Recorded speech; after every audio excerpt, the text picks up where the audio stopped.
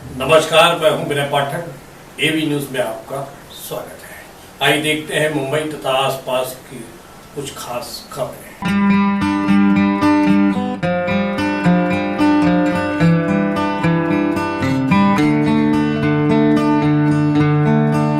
पीलीभीत में राज व्यवस्था और कानून व्यवस्था दोनों पर ही इन दिनों चर्चा और सवाल उठ रहे हैं। कानून व्यवस्था का आलम यह है कि त्राहिमाम हो रही है, कोई सुनने वाला नहीं है। अब तो आलम ये पहुंच गया है कि विधायक प्रशासन का काम करने लगे हैं और विधायक के सामने ही अधिकारी पीटे जा रहे हैं और पिट रहे हैं। अधिकारियों को पीटने वाले अपराधी गिरफ्तार नहीं किए जा रहे हैं। राजनीतिक सरपरस्ती में तमाशा पीलीभीत के अंदर चल रहा है।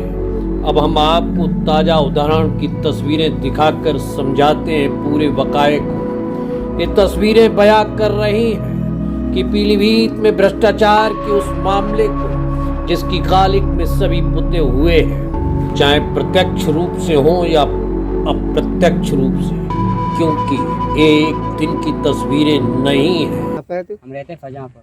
फैजापुर यहाँ जेसीबी आपके? नहीं, हमारी नहीं, हम इनका काम देखते हैं। अच्छा अच्छा।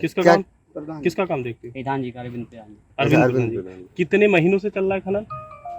ये 15 दिन हुए हैं।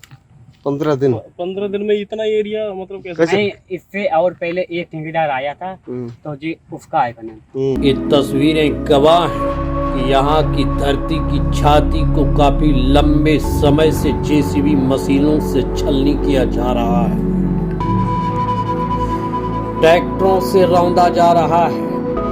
निर्धारित मानक से कहीं दूर कानून की बखिया उधेड़ कर 10 से लेकर 11 फुट तक के सैकड़ों बीघा में अवैध खनन मिट्टी का किया जा चुका है और किया जा रहा है, लगातार जारी है।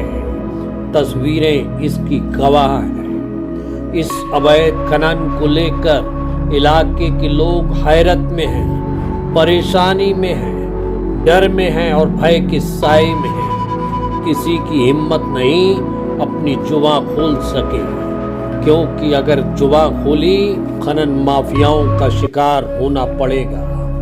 क्योंकि खनन माफिया अपने तक ही सीमित नहीं है, सत्ता के चौखट से लेकर प्रशासनिक अमले तक उनकी पैठ है। इसलिए किसी की जुबान नहीं खुलती।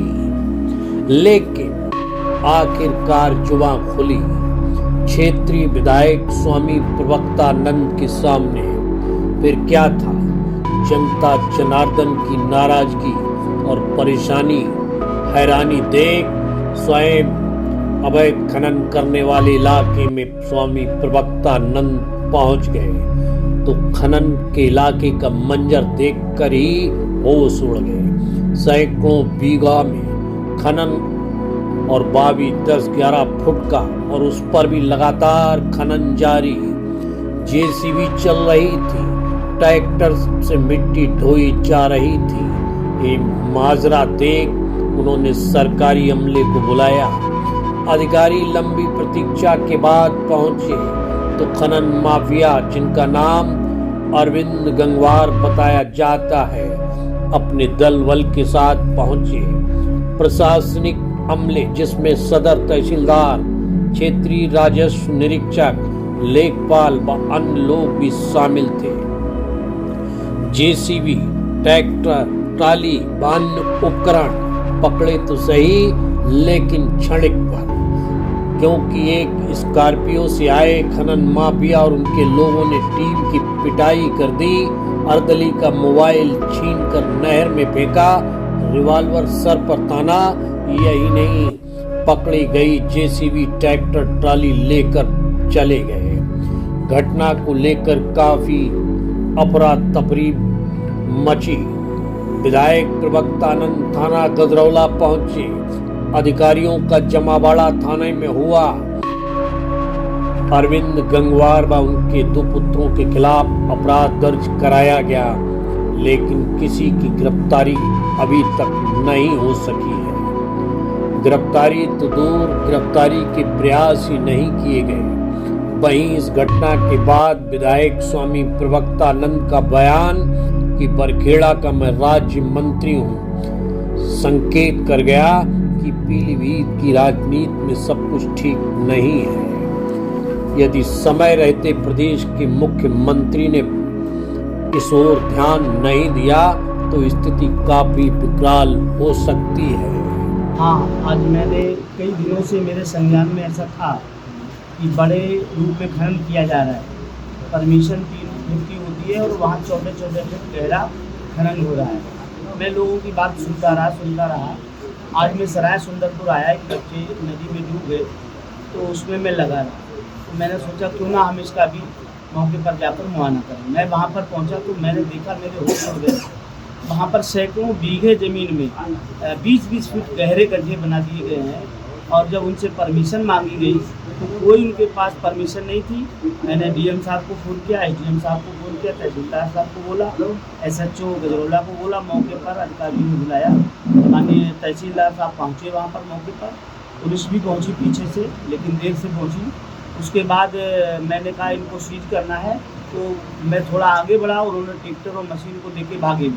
उससे पहले अरविंद गंगवार हैं जो अपने को बड़े नेता के संरक्षण में ऐसा मानते हैं कि मैं कोई बड़ा नेता हूं, और वो लोगों से ऐसा भी कहते हैं कि देखता हूं मुझे कौन बंद कराता है मेरे कार्य को। मैं समझता हूं ऐसे लोग जब तक समाज में रहेंगे तब तक समाज का उत्थान नहीं हो सकता।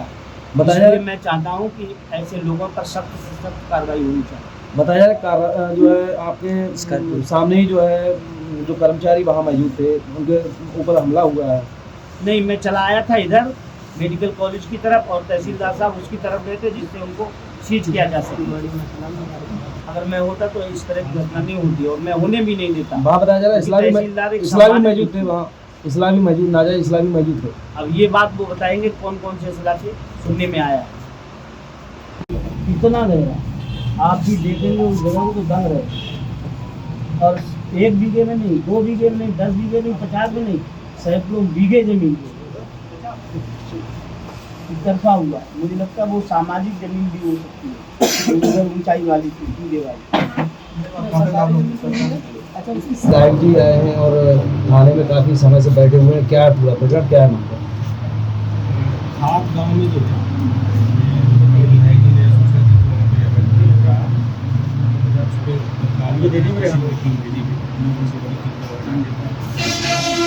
देखा कि वहाँ जो सफेद गाटाएँ थी वहाँ से न करके किसी ने गाटा से खनन कर रहे थे। उसमें कुछ ट्रैक्टर ट्राली उन्होंने भगा ले गए और जिसमें भगा ले गए, लेकिन कुछ ट्रैक्टर ट्राली पकड़ी गई है तो थाने में बंद करा दी गई है।